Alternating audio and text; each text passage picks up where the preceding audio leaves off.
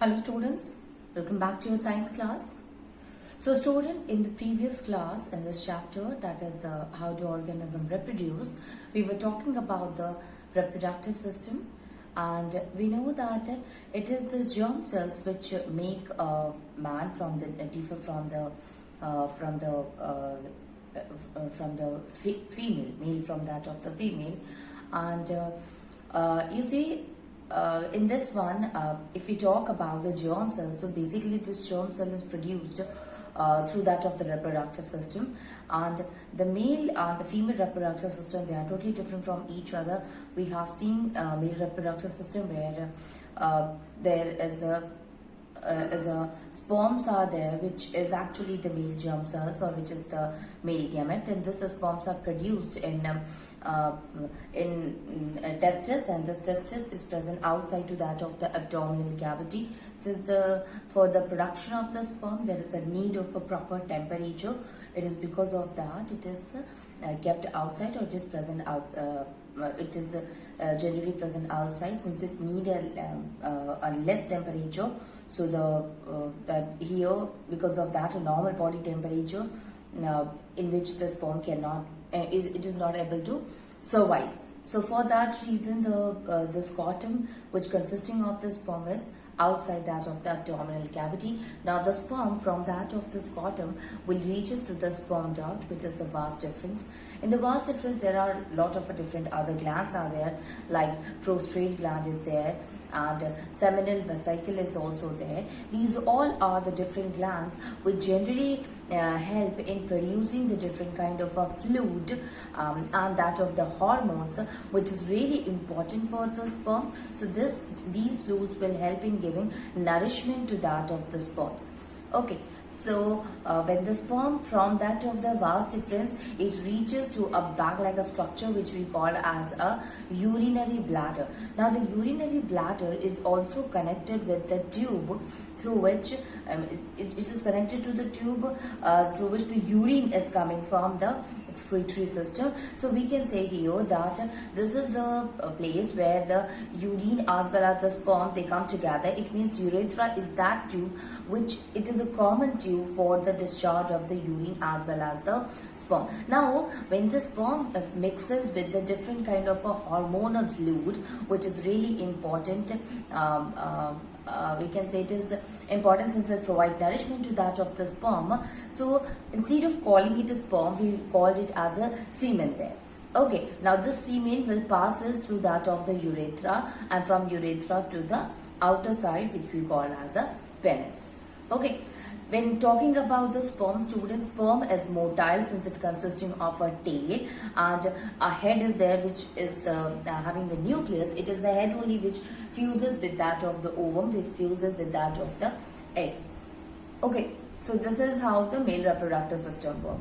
Talking about the female reproductive system, so the female reproductive system, or we can say here the female germ cells or egg, they are produced in ovaries. There are a pair of ovaries are present at both the sides, and the role of the ovaries, they are responsible for the production of the egg. So the female germ cell or gamete, the female germ cell or gamete, we will call it as or egg or eggs,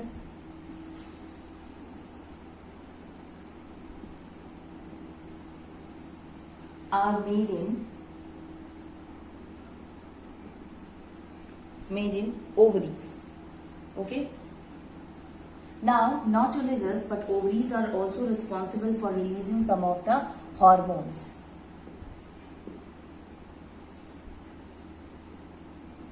Also responsible for production of some hormones.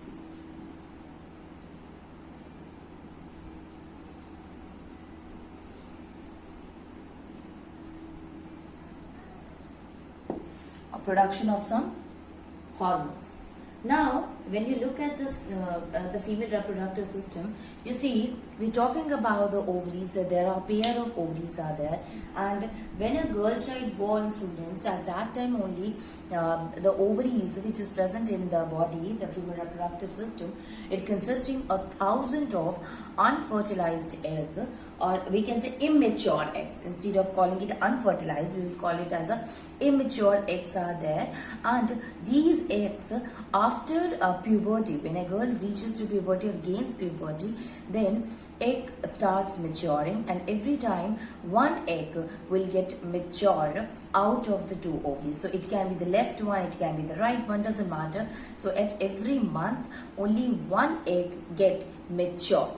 Okay, now this egg from that of the ovary reaches to the oviduct, which is a tube-like a structure which we also call as a fallopian tube. From there, it will reaches to a bag-like a structure which we call as uterus, also called as mother's womb.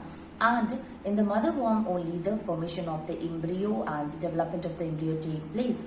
Now this from that of the embryo there is a tube-like a structure which we call as a cervix, and finally the outer portion which we call as vagina. So these are the different parts of the female reproductive system. So the thing that we have understood here, that every girl when they born, they are having a thousand of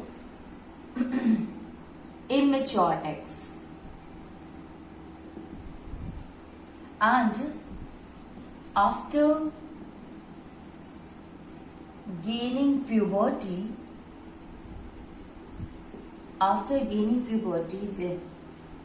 the only one of the egg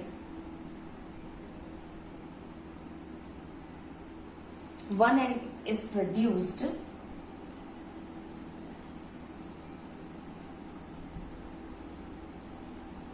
every month by one of the ovaries,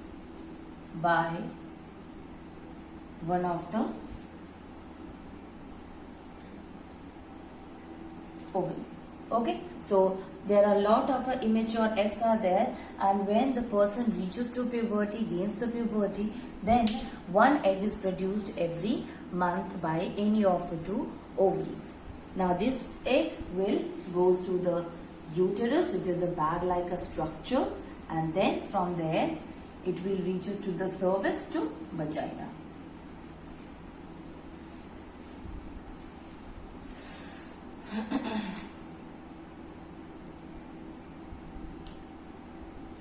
So egg is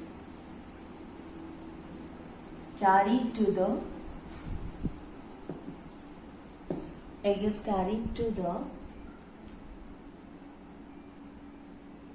ovary to the womb,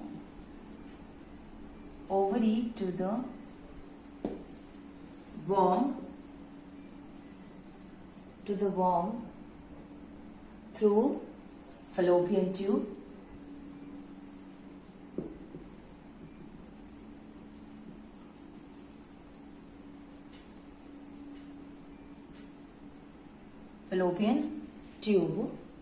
and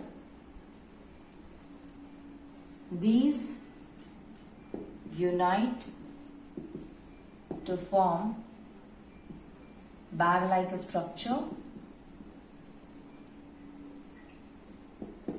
called uterus.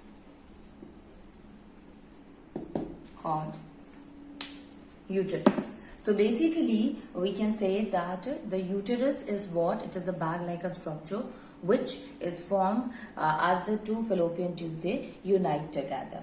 Okay, from the uterus it will came out, we can say that from the uterus it opens into the vagina through cervix. So this is the whole part of the female reproductive system here. What happened, how the fusion take place, how the process of fertilization take place. So the sperm from that of the vagina, it entered into the cervix and reaches to the uterus. Now what happened? See, the ovaries, what is the male germ cell? It is the sperm. Okay, so the sperm must reaches to the ovaries and to that of the ovum, because ovum or egg is the what? It is the female germ cell. Now this ovaries is releasing one of the egg at every month. So one of the egg will be present from the ovary, reaches to the fallopian tube or that of the oviduct, which is a thin tube attached to that of the ovary. So ovary releases the ovum or the egg, one of the egg, into the oviduct or fallopian tube, and the sperm from that of the cervix, it enters into the uterus, and finally it reaches to the fallopian tube, where the fusion between that of the sperm and the ovum take place. So we can say by this that actually the fusion of the male gamete cell and that of the female gamete cell, it takes place in the fallopian tube or in the oviduct.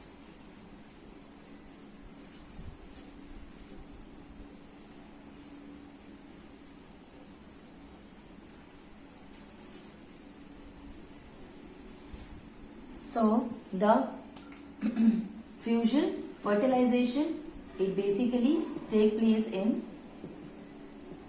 fallopian tube. Now what happened? Fallopian tube. A lot of our sperms enter into the vagina, students, and many of them will get destroyed because of the temperature variation, but some of them reaches to that of the uterus to the fallopian tube. Now out of many, only one will going to fuses with that of the ovum, and once the fusion will over with the one of the sperm, the zygote formation will take place. Now the zygote formation has taken place in the fallopian tube only. Now from the fallopian tube, this zygote will start coming to that of the uterus. See, while the formation of the fallopian tube, while the formation of the ovum or the egg occurs, the uterus also prepare itself. Why? I'll tell you how. See, the zygote formation, when the fusion occurs, the zygote formation take place, and due to the zygote formation, the zygote from that of the fallopian tube, it starts coming downward. It means to that of the bag-like a structure which we call as a uterus. Okay, so it just keeps on dividing, and the small embryo, due to the small cell division, this embryo will get attached to the lining of the uterus. Okay, so it get attached to the uterine wall, and through the uterine wall, the blood vessels are there, and these blood will help in providing nourishment to the embryo so that the proper development of the child can take place. Now this embryo will keeps on dividing due to cell division, cell differentiation. This will get converted from embryo to fetus. Okay, and from fetus to that of the baby will come out after the gestation period. What is the gestation period, student? This is the period from the formation of a zygote to the delivery of to the birth of the child. That is called a gestation period. In human, it is about 9 months. Okay, so we can say that this is how the process of the fertilization generally take place. Now we are continuously saying that the process of the fertilization generally take place in the fallopian tube, and then see what happened when the formation of the ovum occurs in that of the ovary. During this period, the uterus also prepare itself so that when the embryo will formed, it will help in providing the nourishment. So this is the wall which consisting of it becomes a spongy, because the lining of the uterus, the wall of the uterus get filled with the blood. So it is because of the blood only the proper nourishment or the nutrient from that of the mother's body can be received to that of the child. Okay, now what happened when the embryo, so this process will take place earlier when the formation of the ovum take place, till that the lining of the uterus becomes thick and spongy, which is filled with blood. Okay, now the ovary, now what happened? The sperms enter, the ovum is formed, the formation, the uterine wall is ready. Now the sperm, it reaches when it reaches to the oviduct, it fuses with that, and formation of the zygote occur, and this zygote in the form of an embryo reaches to the uterine wall, stick to the uterine wall, stick to the uterus, and it starts dividing. Now what happened? The embryo, it used to get nourishment with the help of a special tissue that we call as placenta. Actually, placenta is the link, is the connection, or is the tube which basically help in connecting the child to the mother's body. So we can say here that the embryo get nutrition. Embryo gets nutrition. So we can say here that the embryo get nutrition from the mother's blood,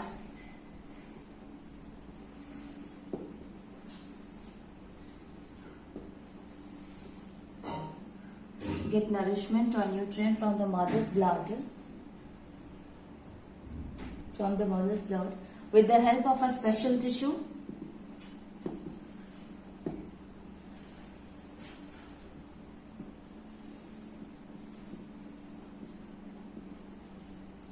called placenta. It is called as placenta. Okay.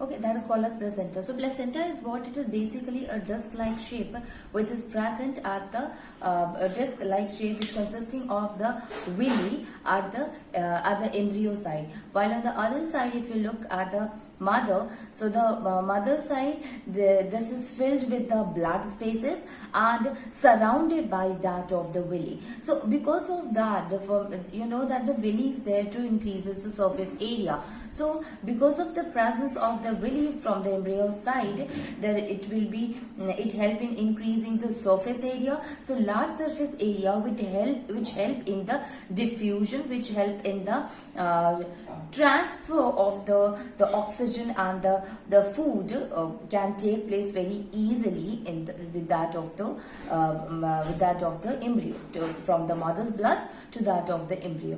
Now the mother blood is not only there is to provide the nourishment, to provide the nutrient like oxygen to that of the embryo, to that of the fetus, but the fetus also releases some of the waste material, and this waste material is also transferred to the mother's blood. So this is how the exchange of the material between the fetus and the mother can take place with the help of the placenta.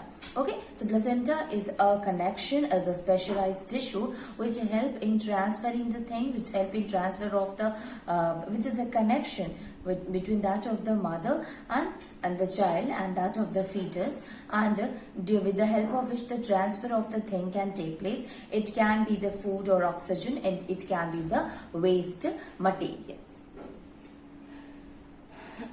Okay.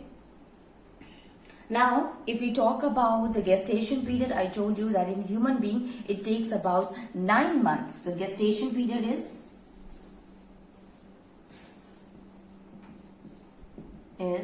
9 months.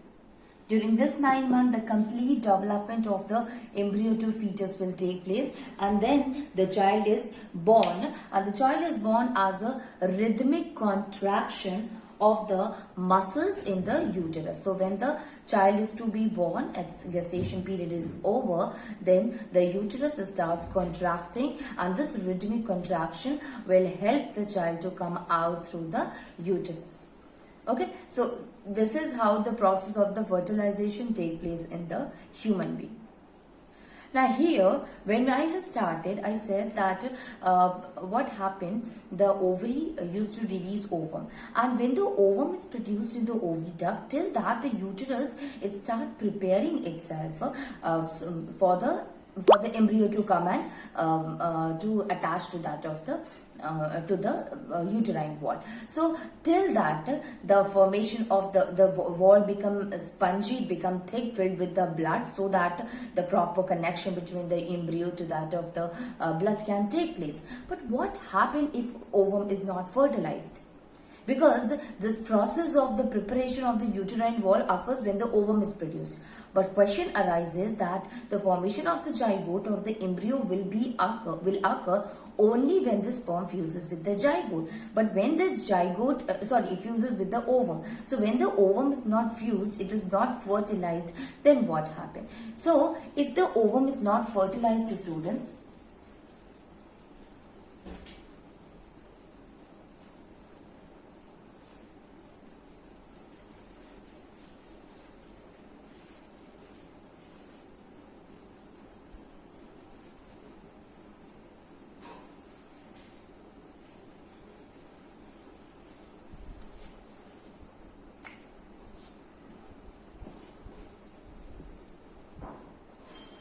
if fertilization not take place,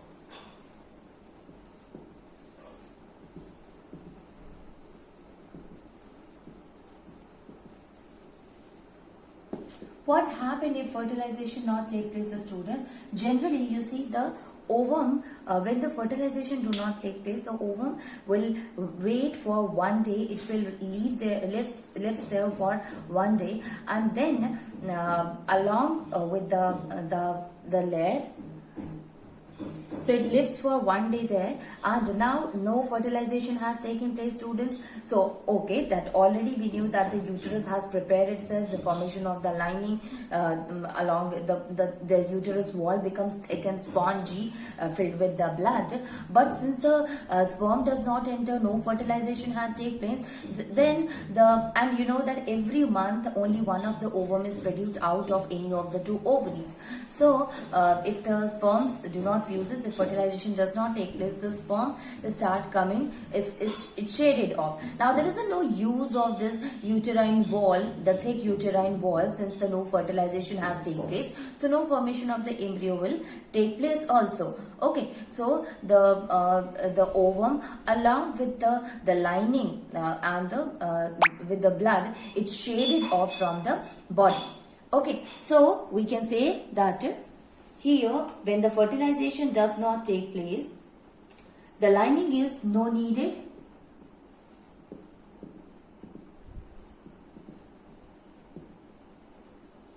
It is not needed for longer, and what happened? The lining slowly breaks and come. Slowly breaks and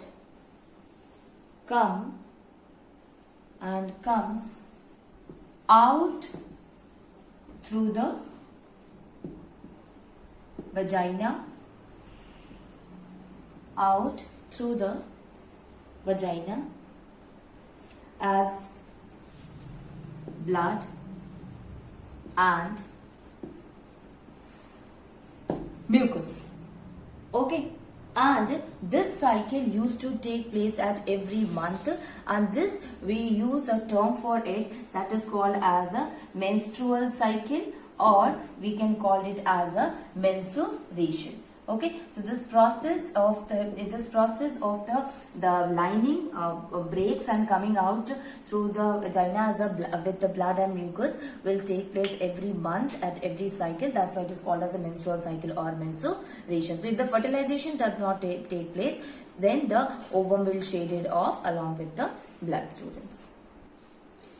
Okay, so this is about that what happened when the fertilization does not take place.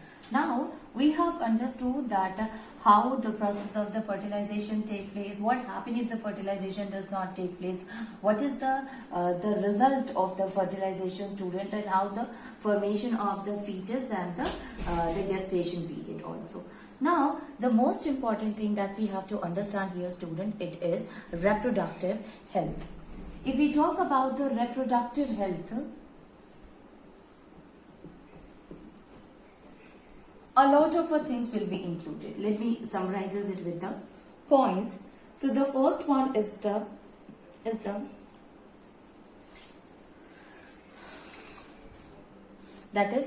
sexual maturation. The second one is the physical health, which will also include the sexually transmitted diseases. This will include AIDS or gonorrhea, syphilis,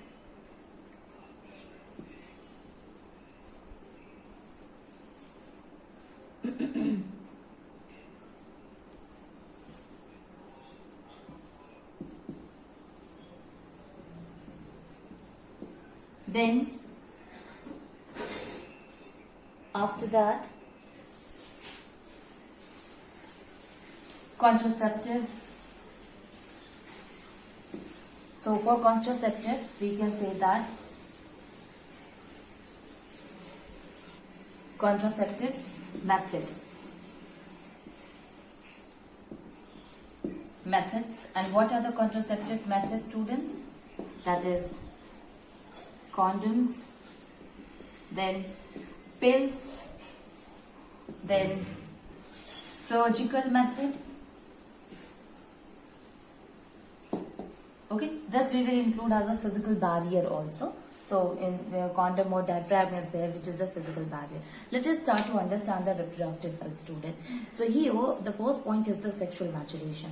Now see, yes, we know that when a person reaches to the puberty, at that time your body is ready to show the process of the reproduction, because your ovum becomes mature and starts producing the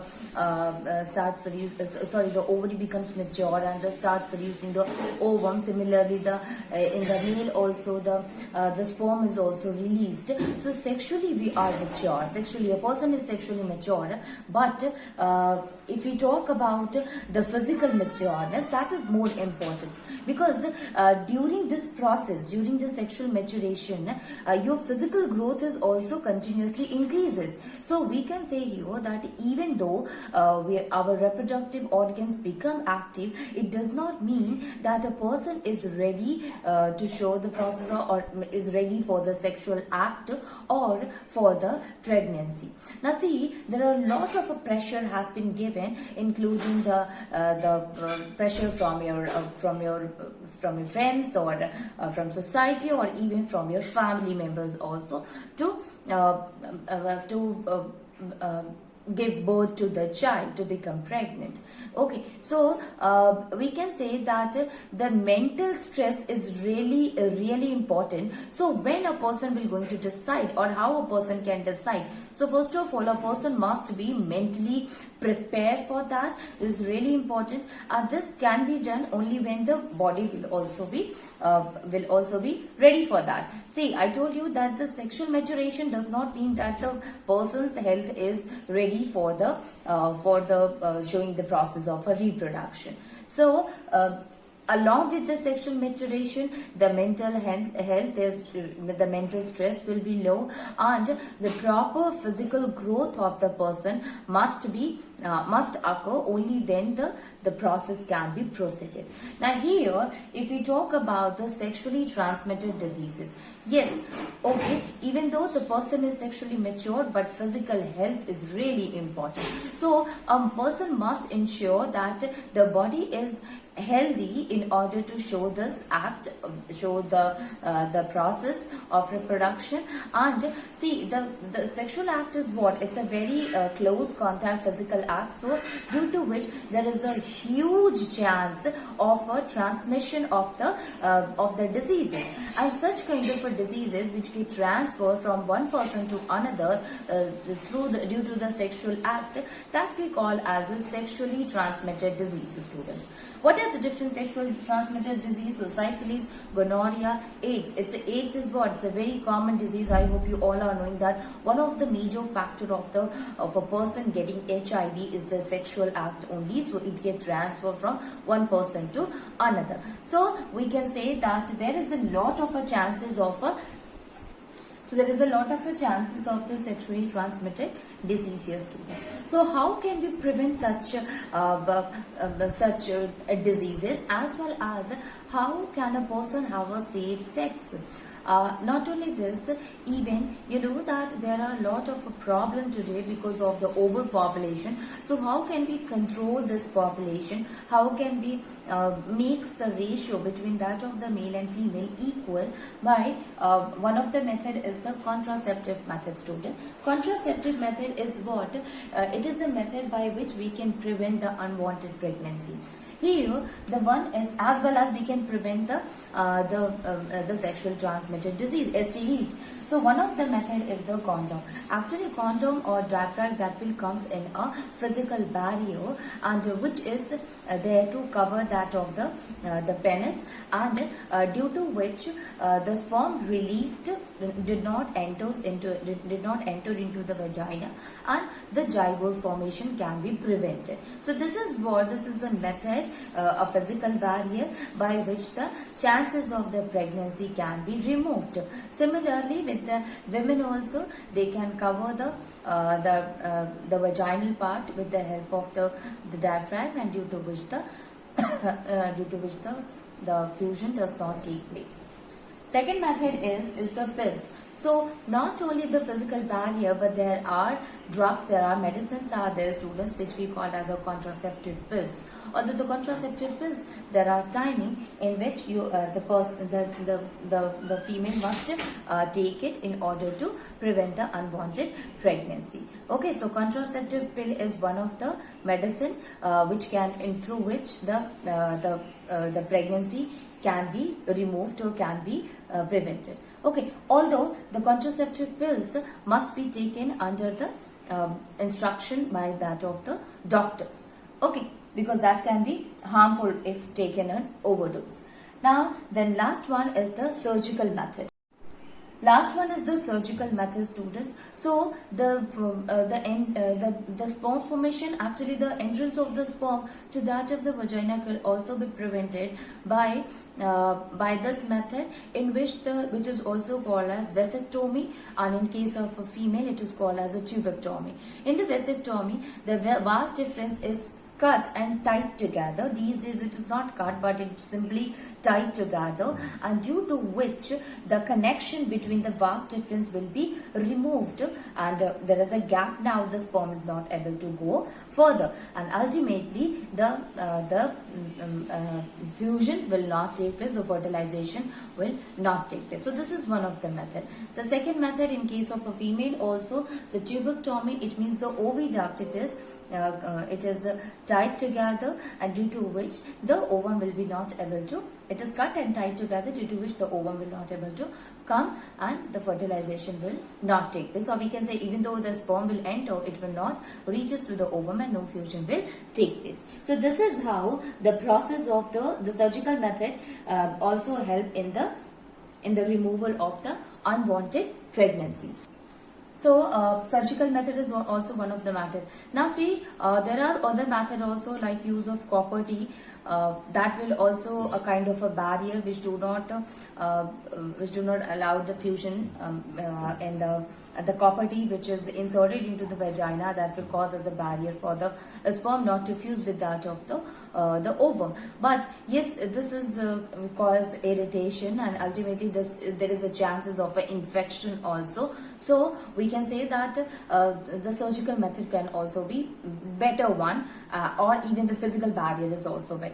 Although all these are the different methods by which we can use to prevent the unwanted pregnancy, but it is also misused by the people, especially for those who want a particular child, a particular gender, or particular a child. It is the male child only, and because of that, a lot of a female child is killed, and that we call as the female feticides. So because of that, also the female feticides will causes the imbalance in the male and female, or in the ratio, in the sex ratio, and this is a kind of a very, this will kind of the change, due to which we can say that because of that the rate or the ratio of the female child as compared to that of the male is declined very fast, too much, and that will imbalances the ratio, students, between male and the female, male and female sex ratio. So for that, the government has also taken a lot of strict laws where the female feticide is banned and even the sex determination is banned. And yes, there are some of the methods, which is some of the laws which is made by the government in order to prevent the female feticides. You see, students, for a society to be healthy, reproductively healthy or physical healthy, it is, even when we say that physical and mental health, that is really related to the reproductive health also. So if a person, if the society is mentally happy, mentally healthy or physically healthy, only then we will can expect a reproductive healthy society. Okay, and for that we should not indulge in such kind of act which is related to the female feticides, or which it's imbalancing this ratio, as well as we must be know about the reproductive health, about sex education, and that will also help in maintaining the population. And these days, you know that the overpopulation occur, and because of that a lot of issues is related with the overpopulation only. So person must have the education regarding the reproductive health and regarding the sex education also.